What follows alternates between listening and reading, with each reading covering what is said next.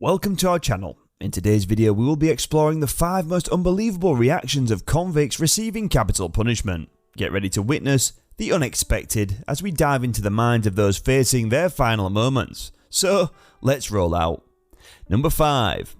And at number 5 we have Timothy Jones Jr., a 37-year-old man who was charged with the brutal killing of his own 5 children. Get ready to hear a chilling tale that will leave you questioning the depths of human depravity.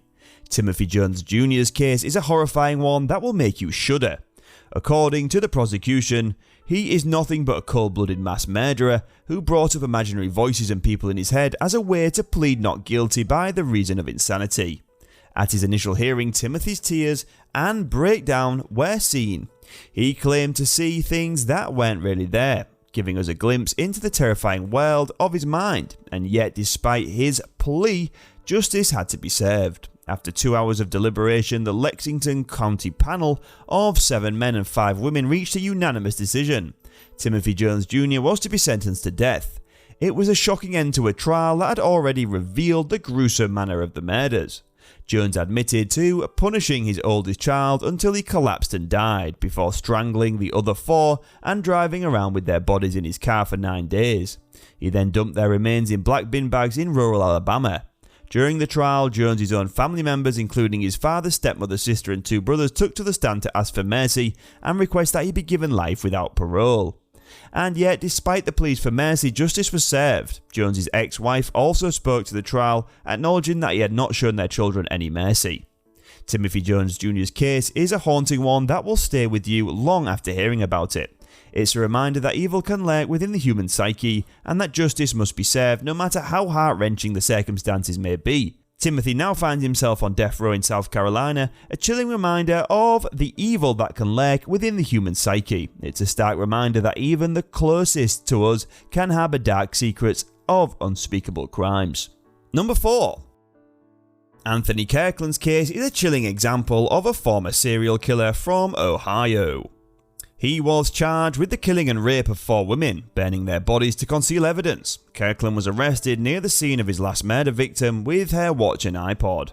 During his trial, he pleaded guilty to the murder and abuse of a corpse charges relating to 2 victims. The jury found Kirkland guilty on all remaining counts and recommended a sentence of death. He was sentenced to death for the aggravated murder of 2 victims and received 70 years to life for the murder of the 2. Kirkland is currently incarcerated in the Chillicothe Correctional Institution in Ohio.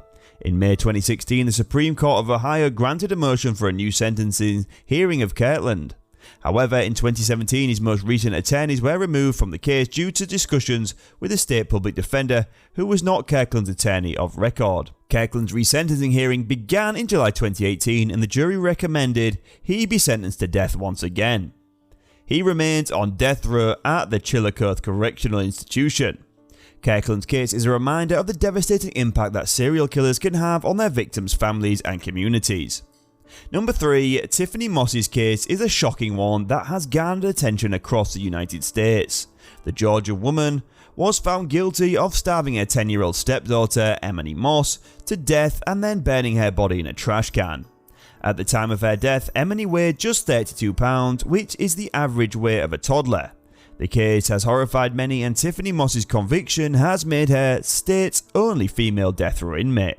During the trial, evidence was presented showing how Tiffany Moss and her husband, Eman Moss, had mistreated Emily for months before her death. They had forced her to stand in a corner for hours on end, deprived her of food and water, and physically abused her. While Eman Moss is currently serving a life sentence for his role in her death, Tiffany Moss's sentencing has brought some closure for those who have followed the case. She showed no reaction when the death sentence was handed down and will be transferred to state custody within the next 20 days. The case has raised questions about how child abuse cases are handled and how the justice system can better protect vulnerable children. Number 2. Markeith Lloyd. A Florida man already serving life in prison for the murder of his pregnant ex-girlfriend and her unborn child was found guilty on Wednesday for the fatal shooting of a police officer during a manhunt.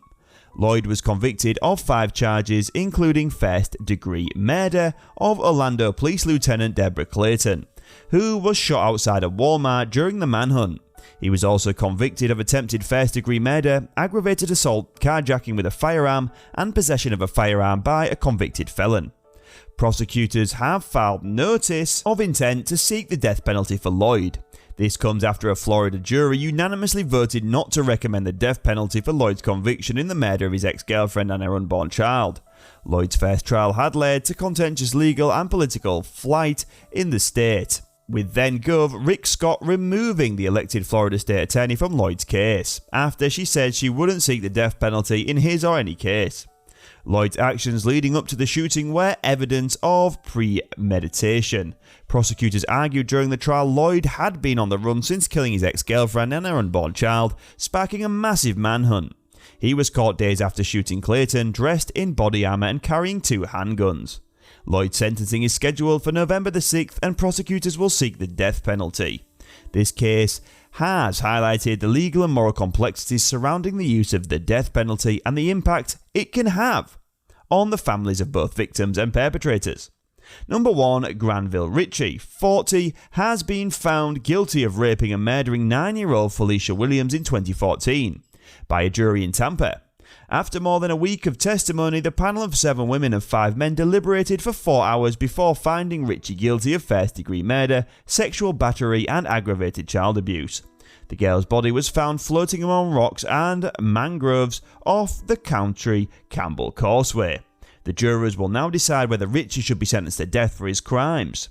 The sentencing phase began when court resumed the next day, with prosecutors asking the same panel to impose the death penalty. Ritchie sat at the end of the defense table and showed no reaction as the verdict was read. The girl's mother, Felicia Demerson, held hands with a Temple Terrace Police Chief, Kenneth Albano, as the verdict was read aloud. She declined to comment. Prosecutors theorized that Ritchie concealed Felicia's body in a suitcase and later that night drove to the causeway, where he dumped her nude into the bay. During the trial, prosecutor Scott Harmon walked the jury through a conglomeration of circumstantial evidence highlighting the power that the girl's killer must have had and the force he must have inflicted. The prosecutor pointed to the testimony of a doctor who said that it would have taken about 2 minutes of consistent pressure to her neck for Felicia to die. The defense attorney acknowledged one of the strongest pieces of the state's evidence, data from Ritchie's cell phone, which showed him in the area of the causeway hours after the girl was last seen. However, Brunvan argued that this alone did not prove that Ritchie killed her. Now the jurors must decide whether Ritchie deserves the death penalty for this horrific act.